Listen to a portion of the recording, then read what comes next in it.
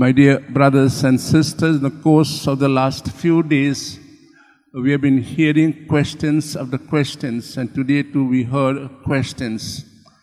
Last few days we had leaders of various types asking Jesus a question. The scribes came, the Pharisees came, and others came. Like, which is the first commandment? Should you pay our taxes to Caesar? And so on. And to all these, Jesus gave a pertinent answer.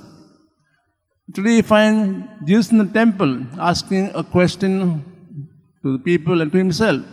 The question is simple. Tracing the genealogy of Jesus, we know from Matthew's Gospel, it's also Luke's Gospel, the very first chapters, that Jesus came from lineage of David. If that is so, he says, how can David himself call this old Messiah his son? How can he call him Lord, he says? Let's not get confused in all these questions and questions. Let's try to see what is the message we can take home for us from this gospel passage.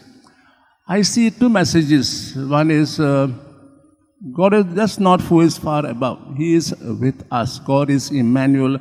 God is always with us. He walks with us in the journey of life. So we need to believe that He accompanies us in our journey. He is walking with us. He is with us in all our trials, tribulation. He rejoices when we are happy. He is sad when we are sad because He is among us and He is with us in our journey. He is Emmanuel, God with us.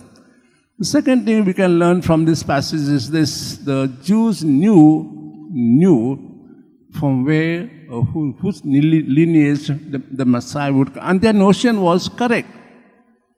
But then the whole idea of the Messiah, of what kind will be, was different. They thought that Messiah comes, He will give them political freedom.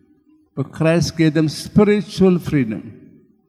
So we need to ask ourselves, how much do I know of Jesus? How much do I know Him?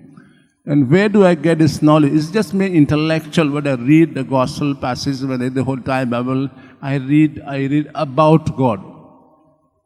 I read about God. Do I read about Him? Do I have this personal knowledge of God? And how do I get this? Through prayer, through reflection. And I can see His image in everyone, in every situation. So I can know Him more and more through prayer and to interaction with people. English tells us, the more I know Him, the more I will love Him, and the more I will serve Him. Therefore, let's try to know Jesus more and more in the course of the day, course of a lifetime, in all our situations.